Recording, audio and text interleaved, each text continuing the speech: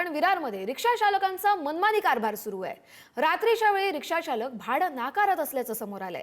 रिक्षा चालक भाडं नाकारत असल्यानं प्रवासी त्रस्त झाले आणि विरार स्टेशन परिसरात रात्री 8 वाजल्यानंतर रिक्षा चालक भाडं नाकारतायत। त्यामुळे सर्वसामान्य नागरिकांना रात्री रांगेत तासनतास थांबून राहावं लागतंय। त्यामुळे नागरिक हैराण झालेत।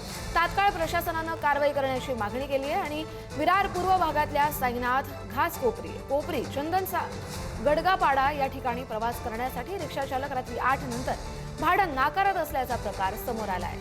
त्यामुळे प्रवाशांना अर्थातच मनस्ताप सहन करावा लागतोय। कत्तरीपाडा या साईडला जाणाऱ्या गाड्या लवकर येत नाही, कारण रस्ते खराब असतात म्हणून।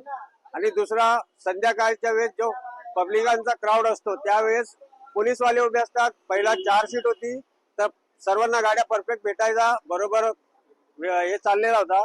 पण आता पोलीसवाल्याने 3 सीट केले आणि 3 सीट करून प्रत्येक गाडीमध्ये 1 सीट कमी होतोय। ऑलरेडी इथे रिक्षा कमी आहेत आणि पब्लिक जास्त झाली आहे आणि 3 सीट केले, त्यामुळे आणखीन गाड्या भेटत नाही। क्या नाम है आपका? आप कितना घंटे से यहाँ पे खड़े हैं? मैं नहीं मिल आधा घंटा से खड़ा हूँ साहब। चंदन सार कतगरीपाड़ा के लिए रिक्शा ही नहीं मिल रहा है। क्या रीजन है यहाँ पे रिक्शा नहीं? अरे सब रोड बोलते हैं खराब है, कोई सुबह सब जाते हैं, शाम को जाता ही नहीं है। अभी नई बस भी नहीं चालू कर रहा है, बस भी 9 बजे बंद कर देते हैं। हर दिन ये परिस्थिती रहती है? हाँ, हर दिन साहब, हर दिन।